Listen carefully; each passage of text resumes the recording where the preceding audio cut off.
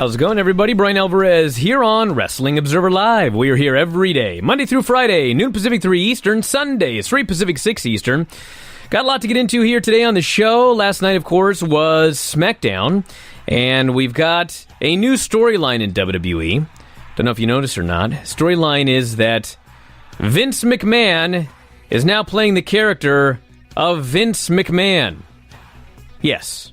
The Vince McMahon character is now changing his mind about everything on television every week and switching it all around. Kevin Owens' return to the ring last night was announced as Daniel Bryan's new challenger for Fastlane. A contract signing for Bryan and Kofi Kingston's WWE Championship match at the pay-per-view had been advertised as the focal point of this week's SmackDown. The segment started off the show, but it led to Vince McMahon coming out, introducing Owens, and announcing that Owens will be replacing Kingston in the title match at Fastlane. The storyline was Vince saying Owens is more deserving of the title shot. Vince says he has to give the audience the highest caliber competition and biggest box office he can. Owens came out and signed the contract for the title match. Big E and Xavier were furious. Fans chanted for Kingston as the New Day went backstage. There was then a segment where Owens asked Stephanie and Shane McMahon if he could team with Kingston against Bryan and Rowan. Owens said he thinks Kingston is just as deserving of challenging Bryan as he is. So, yes, Kofi Kingston has been taken out of the Fastlane main event. Kevin Owens has been put in, and the storyline is plans change. Vince changed his mind. Very much like what they did with Charlotte Flair, replacing Becky Lynch for a better main event, according to Vince McMahon. Obviously, this is all storyline. I don't know where it's going, but when I watched the show, my gut reaction was they flipped around the WrestleMania and Fastlane main events. I presume the Fastlane main event was supposed to be Bryan versus Kofi, WrestleMania, Bryan versus Kevin Owens, and they've decided to go the opposite direction, which may mean they're going to go all the way with Kofi Kingston, have him beat Daniel Bryan for the title at WrestleMania. Could all be good news here in the end for Kofi. Back in a moment with more Wrestling Observer Live. Back in the show, Bryan Alvarez here, Wrestling Observer Live. Mike Sempervive, also WrestlingObserver.com. Got a lot to get into here today. The SmackDown show from last night, they changed everything again. It's a storyline they've been doing on Raw. And here we go, doing it on SmackDown. Kofi Kingston out of the Fastlane show. He has been replaced by Kevin Owens. And my presumption is they just switched everything around. The story we heard a couple of weeks ago was that Daniel Bryan will be facing a returning star at WrestleMania.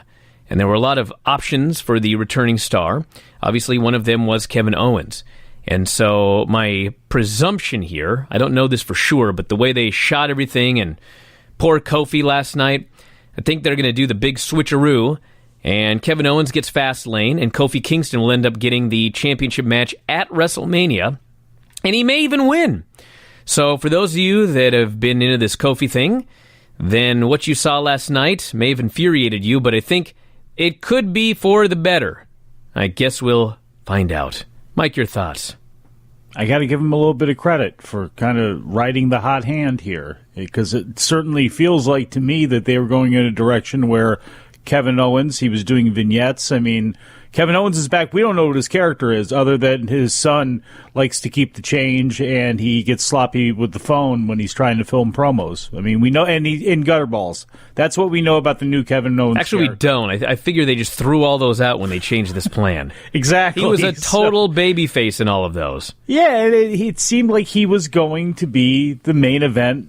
Well, not the main event, but it seemed like to me he was going to face off against Daniel Bryan. That seemed to be the direction they were leading in here, but they've decided to switch it up, and it's kind of screwed over the Kevin Owens character, or I guess. I don't know. I mean, if he was going to debut last night or come out last night, I mean, again, where they're going with this, I guess we'll have to see, but he did have some humility last night with Shane and Stephanie and deciding to team with Kofi and everything, and laying out Daniel Bryan with a stunner was obviously going to get him cheered as well, too, so we got to see where they go with that, but they seem to be going with it for Fastlane, which means they're obviously going with the Fastlane, which means that opens up WrestleMania for Kofi Kingston, and I'm actually, I'll give them credit. Now, I think how they went about it was really goofy. I think it's kind of, very WWE to screw the black guy over earlier on the show and then run a Martin Luther King, Rosa Parks Racial Equality Black History Month vignette a little bit later on. I mean, just in a way, it shows how tone deaf they actually are with that demographic. But again, I can't complain about this because it looks like Kofi's going to get a WrestleMania spot against Daniel Bryan, and win or lose, that's incredibly impressive. And for them to hold on to what the fans are saying and taking that for some value and going with it, I am hesitant to give him too much credit yet. But that was actually a pretty good move last night, even if it meant Kevin Owens that whole thing came across goofy. Let's go to the phones. You're on the air. What is going on? Holy crap. Hi. Hi. Why are people surprised to be on the air these days? What's going on? Hi. Long-time listener, first-time caller. My name is Edward from Morro Bay, California. I've been subscribed for years. And, yeah, love you guys. Bryan, it's an honor. My Mr. Sempervive, if I may. Happy late birthday. And the other guy that called yesterday, happy birthday. All right, what's on your mind? Appreciate it. Well, I had two, Bryan and Mike, I have two questions, and actually a pseudo-serious Hall of Fame idea. One, I agree with everything you guys said with everything you said, Bryan, about Vince McMahon totally playing the out-of-touch Vince McMahon character. I think it's worked great. One of my questions is: Do you think potentially they could do 3 triple threat title matches two triple threat title matches at Mania with the women's, and then have Kofi, Bryan, and Owens? I want it to just be one-on-one between Kofi and Bryan, but do you think they could do that? They could, but I think it's going to be one-on-one. Yeah, same. My next question is my next question is I'm sorry. My Hall of Fame thing is you guys were mentioning the celebrity wing of the Hall of Fame this year, and Cyndi Lauper and all that. And I had a great idea. Why don't they induct Limp Bizkit? They could do that. Limp Bizkit? Yeah, I mean, they could do anybody. I want to thank you very much for the first-time call. I like that guy. Anybody can go in. His train of thought a lot, and then makes up for it by using a lot of words. I can relate to that. Yeah. Anybody can go into the Hall of Fame. You could put Limp Bizkit in there. I mean, who else has done... Limp Bizkit? Yeah, that's what I said. You could put in Pitbull.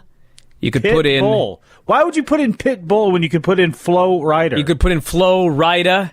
You could put in Aretha Franklin. You could put in... Who else? Anybody. Liberace. Bob Uecker. How come he's not in yet? Is Bob Uecker in? Yeah. I'm not making fun of the caller. I'm just pointing out they could put in anybody on the planet into that Hall of Fame. Because it's whatever. Let's go to the phones. You're on the air. What's going on?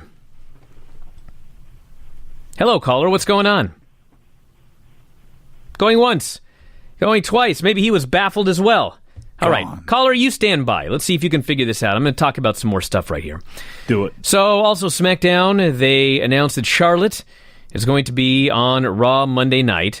Charlotte believes that Ronda Rousey has vacated the title, and as a result, she's going to show up on Raw, and Vince McMahon is going to hand the belt over to her, make her the new champion. My guess is that's not going to happen. I don't know what they're going to do to set up whatever they're going to set up, but Monday is the go-home show for Fastlane, and presumably there's going to be a match with one of these pairings of women at the Fastlane show to set up the three-way. So, we'll see what happens. I thought you cut a very good promo last night. I thought overall SmackDown was a pretty good show last night as far as wrestling and everything else. The only thing that was really questionable to me, which I got to mention right here because I got a lot of feedback on it, is they announced a Cesaro versus Johnny Gargano match. They advertised it for several days on all of their social media. The participants tweeted about it. And then the show happened, and they just didn't do it. There was no explanation. They just didn't do the match. And I tweeted about this, and a lot of people were like, Well, Bryan, card subject to change. Even Cesaro tweeted out, card subject to change. And I realize that we have some young listeners here who have been screwed by WWE for years. And so, in their minds, card subject to change means if they change their mind, screw you. But that's not what card subject to change is supposed to mean. Card subject to change is if Johnny Gargano was in, for example, God bless him, a car accident, and he couldn't make it to the arena. Or if his flight was canceled because of snow, an act of God. That's card subject to change, okay? Card subject to change is not, we're going to advertise a match and attempt to draw ratings and sell tickets because of that match, and then the day of the show, we're just going to change our mind. That's not card subject to change. That's what WWE does. That's not what that term means. So anyway, I don't know why they didn't do the match, but they didn't do it. But luckily, they've got an audience that doesn't care, so apparently I'm in the minority here. Yeah, you're not. And the fact that they do this on TV and they've done it relatively often is just mind-numbing. It really, really is. Now, what's also mind-numbing is, why are Aleister Black and Ricochet a team, especially one that would beat the Revival and beat, who was it last night? Why am I brain locking? I have no idea. What are you talking about? Why are they a tag team? And why are they winning? Why not?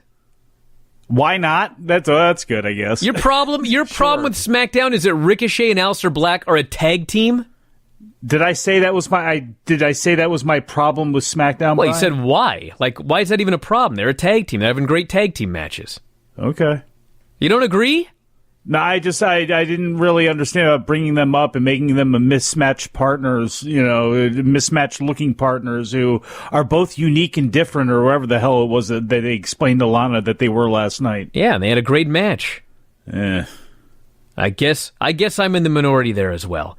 It was Ricochet and Nakamura, and it was really good. Back in a moment, we'll take your calls if you can figure out the lines. Wrestling Observer Live. Back in the show, Bryan Alvarez here, Wrestling Observer Live. Mike Sempervive, also WrestlingObserver.com.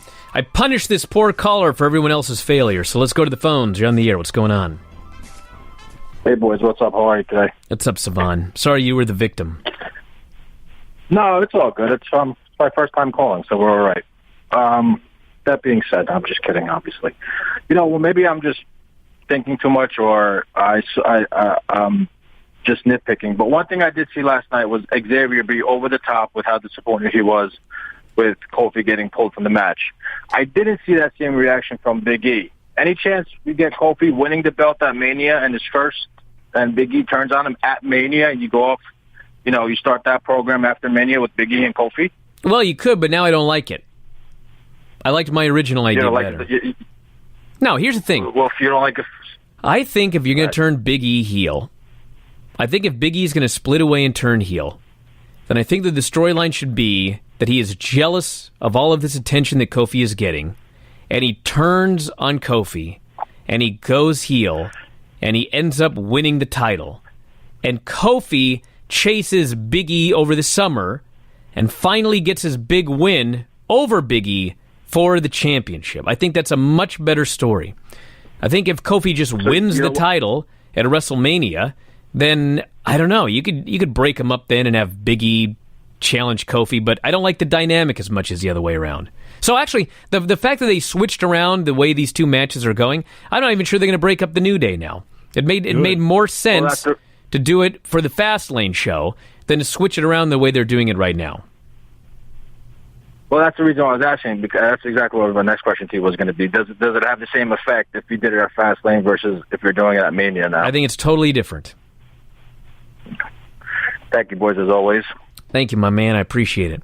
Still think it's a total waste of time if you do that. Because, look, Kofi Kingston is not guaranteed to win that belt at WrestleMania. We have enough, what look like on paper, we can have a good deal of feel-good moments where you don't have to have all feel-good moments, and Daniel Bryan could still win that match.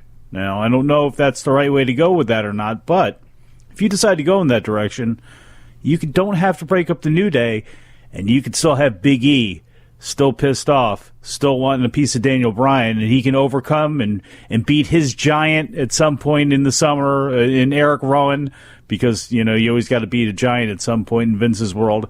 And then he can go on and face Daniel Bryan and beat him. I mean, I still don't think breaking up the New Day is really what you want to do. I really, really don't. I just think repackaging them a little bit and giving them back an edge is really the right way to go. And I think the way people have reacted to Kofi, I don't know if you really want to mess with that right now. If you can still continue to get some money out of that and just basically give them their old name, the fresh coat of paint thing, and put a fresh coat of paint on them, that's still the smartest way to go. Let's go to the phones. You're on the air. What's going on? Hey, what's going on, guys? It's your main man, Rudo. Hey, I just want to ask you guys really quick, because you're talking about Kofi Kingston. Do you think he has the potential to be Becky Lynch as far as males go? And secondly, you guys seem to be really high on Big E, but you don't show any love to Xavier Woods. Why not?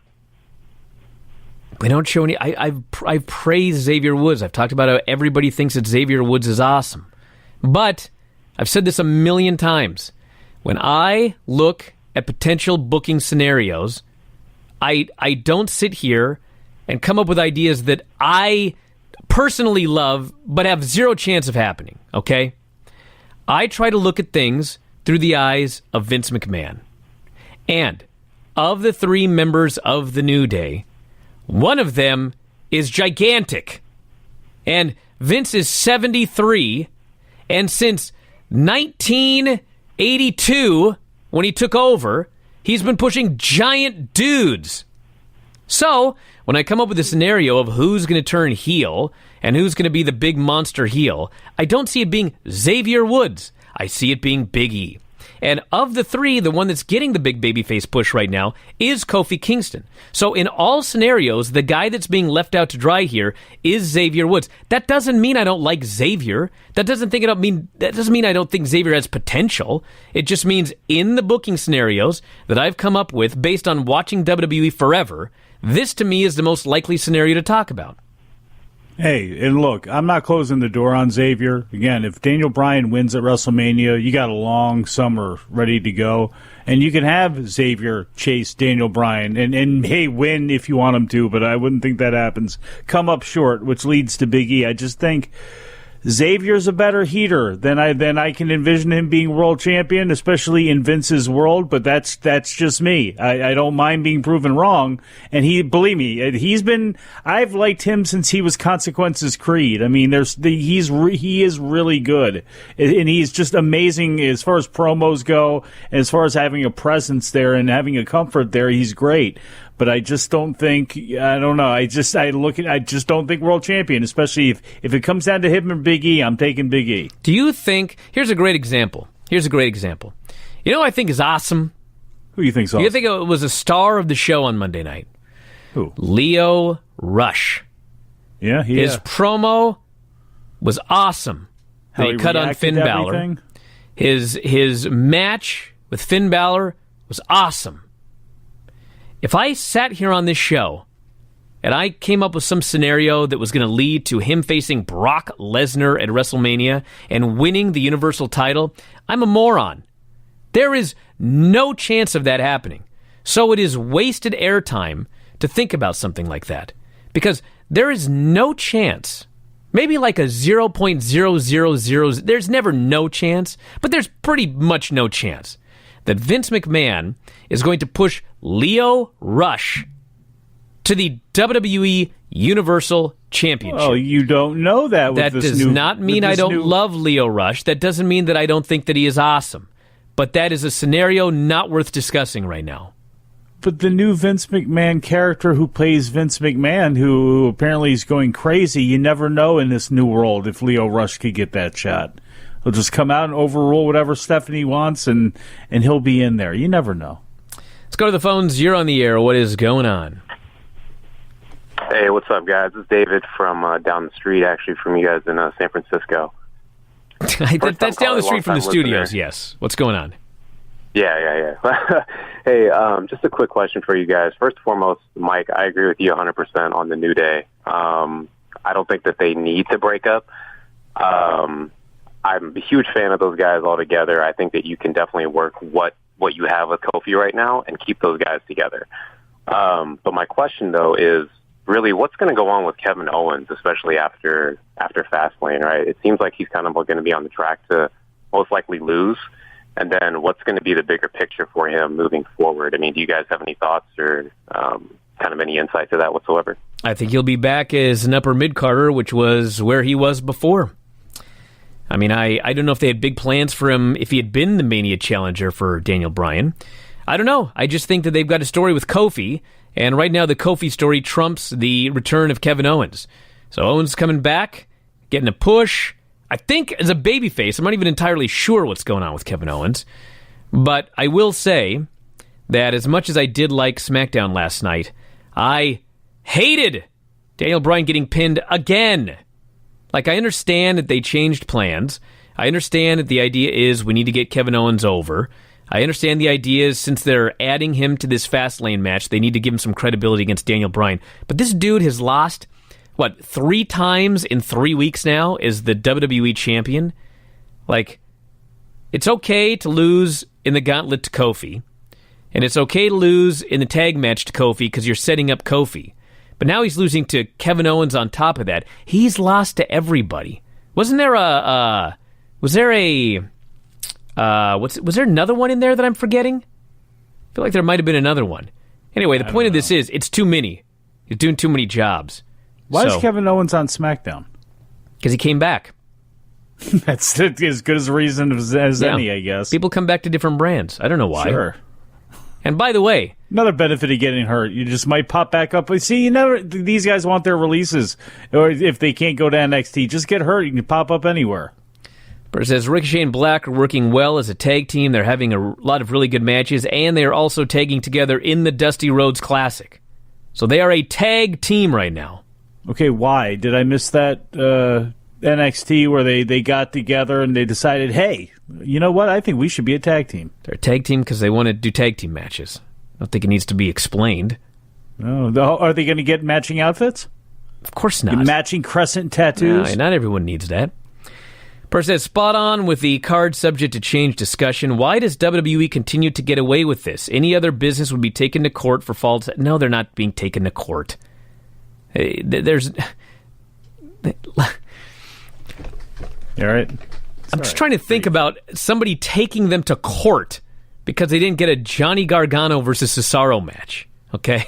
Like, this is not like a massive legal issue right here. But what it is, you know why they keep doing it? Because the fans don't care. Because when they advertise a match and they don't deliver, and for example, I pointed out on Twitter, all the fans respond with card subject to change. Not a big deal. So if you, the consumer, do not care that they do this, they're going to keep doing it. That's what happens. Back in a moment, Observer Live. Back in the show, Bryan Alvarez here, Wrestling Observer Live. Mike Sempervive, also WrestlingObserver.com. If you want to call us today, 844-411-5411 is the phone number. Toll free, 844-411-5411. Text messages 425-780-7566. This person notes, I understand they swapped Owens and Kofi. I'm fine with that if it leads to Kofi at Mania. But I don't get why they let Owens get the win in the tag match. Would have made more sense for Kofi to get the pin to further prove he should have been in the match. We already know he belongs in the match. He pinned him twice. So now we've got a new challenger who all we know about him is he's been bowling. So if somebody was going to pin Daniel Bryan last night, it should have been Kevin Owens. But I'm just upset that they've beaten Daniel Bryan 50 times of late. Made him look like a weak champ. You argued it from day one with Rowan standing there and the gimmicked title and everything, that this could fall into, comedy territory or way too much of comedy territory. And it's not yet. They've done a pretty good job with it. But yeah, I mean, they really, and they haven't been the only ones. This has happened a lot over the years with a lot of different promotions, but you start taking somebody for granted like that they can keep bouncing back and that they're Teflon, and that's not the case. Even somebody like Daniel Bryan, you do damage that way. Should mention here the Raw rating. The return of Roman Reigns, as well as the Ric Flair 70th birthday party, led Raw to its best rating in 6 months last night. 2.92 million viewers, up 5% from the February 18 post-Elimination Chamber episode, which had been the highest rated Raw in more than 5 months. 3.17 million viewers in the first hour for Reigns. Most watched first hour since April 23rd. Most watched episode since August 20.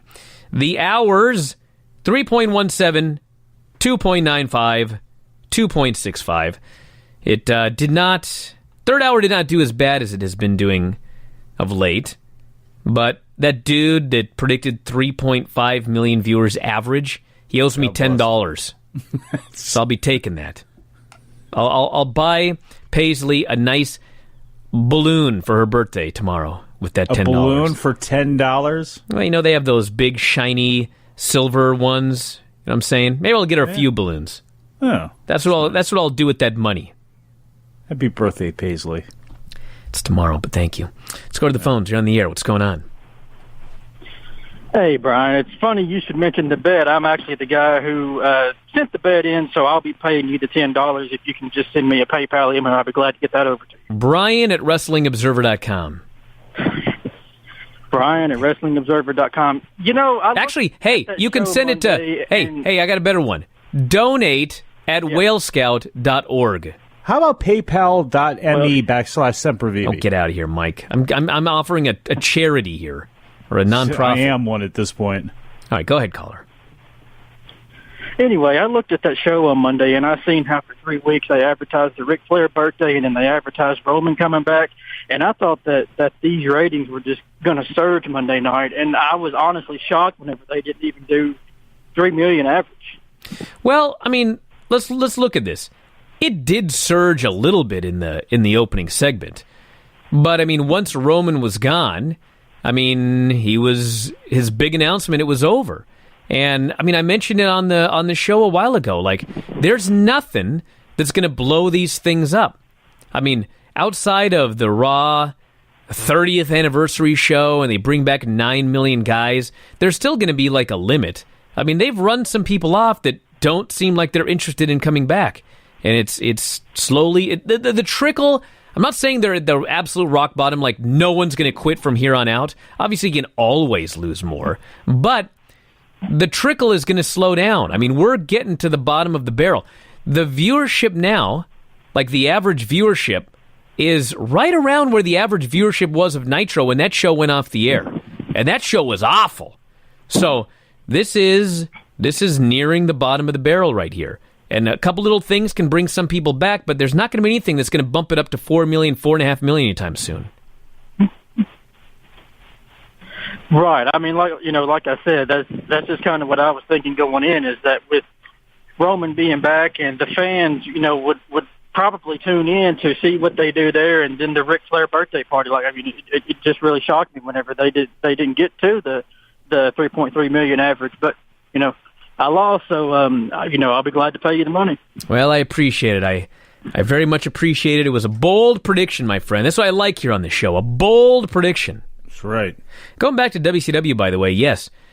When Nitro and Thunder died, when the company went out of business, when they got canceled, I mean, they were still doing 2.2, 2.5 million viewers. I mean, there were people that they were going to watch that show no matter how bad it was, no matter how stupid it was. They were never going to give up. And there are WWE fans that are going to watch this show no matter how dumb it is, no matter how stupid it is, no matter how great it is.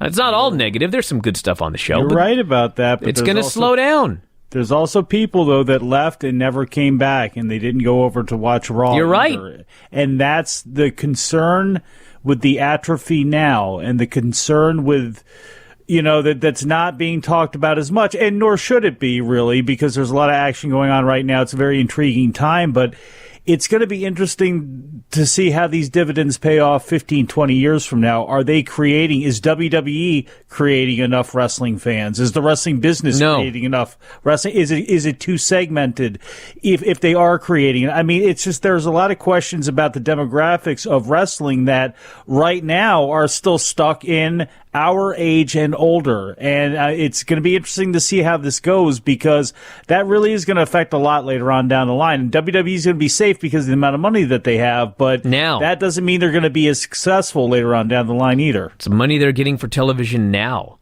I mean, in 5 years, when these deals are up, it is possible that the rest of television will have declined greater than that of WWE, and WWE will still get billion-dollar television deals. But you never know. Never know. Like this Fox deal that they got, if they were in negotiations right now, based on the SmackDown numbers today as compared to when they actually signed the deal, they would not get the deal that they got when they signed that deal. I mean, they've got Fox out there publicly stating that SmackDown is not permanent on Friday nights. They're already apparently planning a move, hedging the bet there, to either another day or another channel. I mean, we talked about this in 2012. Raw moving to 3 hours enabled them to get a $2.3 billion television deal in 2018. So, short term, and yes, I'm talking 5 years, 10 years, whatever. I mean, it was a huge, massive benefit to them to go to 3 hours. But they have destroyed their audience since they went to 3 hours for two reasons. Number one, a 3-hour wrestling show is too long. And it is very, very difficult to consistently write a good 3-hour television wrestling show. It's never been done. WCW couldn't do it. WWE can't do it. I don't know who else has tried 3 hours. I can't remember anybody. But as far as I know, 3-hour television shows for pro wrestling have never worked. Now, on top of that, not only did they totally erode the audience since 2012 with those 3-hour Raws, but they're not making new fans. Every now and then we'll hear from somebody that says, I started watching 2 years ago. I started watching 3 years ago. But it's very rare. And if you look at the erosion of the audience, I mean, either they're making new fans and they're losing way more than we thought, or they're barely making any new fans. And I'm telling you, when I started watching professional wrestling, when I was a little kid, I didn't have to watch 3 hours on Monday nights every week. There was like a 1-hour Superstars show or whatever, or there was primetime wrestling. I could watch it and go to sleep. It didn't matter because it was not must-see television. You watched it because it was fun. If anything happened, they'd recap it 1 billion times leading up to their quarterly pay-per-views. It was it was easy to become a fan.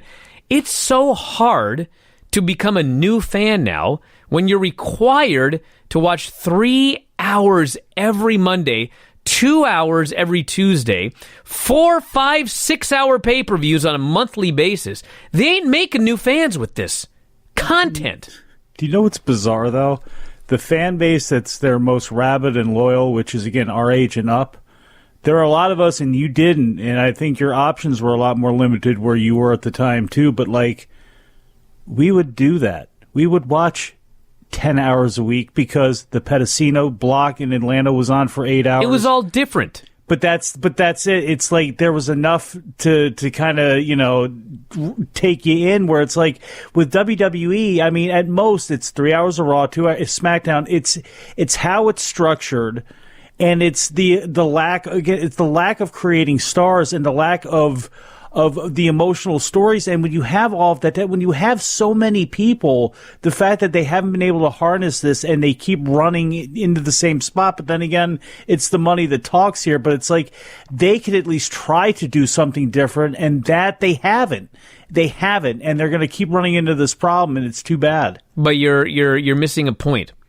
Yes, you watched 10 hours or whatever when you were a kid because you were a fan. I'm talking to create a new fan from scratch. If you're a current WWE fan, you are in heaven. You have 3 hours of Raw and 2 hours SmackDown and NXT and NXT UK and all of these other shows, NXT TakeOver and the pay-per-views. You're in heaven. But to start, your neighbor decides that he wants to get into WWE, and he comes to you and he says, I want to start watching WWE. What should I do? And you have to explain to him, we got to watch Raw. It's 3 hours. And SmackDown's a totally different show. It's 2 hours. And then the pay-per-views are every month, and they're 6 hours if you watch the pre-show. Like, that's a giant commitment. It is. For somebody out of nowhere. But it's like, with it not changing and them knowing that it's like that and them having to do it, quote unquote, for money, and I guess they do have to do it for money. How do you structure that and make it work? And it's almost impossible to, but the fact that they haven't even bothered to try and, in fact, work against themselves with it oftentimes, it's just, that's the amazing part, too, and the fact that they keep getting rewarded for that is mind-numbing. I mean, they're not even trying to do anything different or make it look different. Person says, I pay you to watch it for me. Well thanks, but no thanks. I do thank you. Person says, in the Saudi Arabia show after WrestleMania, if Daniel Bryan refuses to go again, he's likely dropping the title before May. If the original plan involved Mustafa Ali, I could see WWE booking the title change in order to play in a religious background angle or something similar. But it's all about Kofi Mania now, he says, and it's awesome. Well, I'm a fan of Kofi Mania. I think Kofi should win the title at Mania. The way they're doing this now, that's what I think they should do. I'd be completely fine with that. And Mustafa Ali's continued push and shine and all that stuff, I am all for. But WWE doing a religious angle of any kind, we've seen them try. We have seen them fail spectacularly. No, thank you. This person says they did the card subject to change for the story of Brock at last year's Mania. Well, that was the whole story. Where was the outrage from the fans?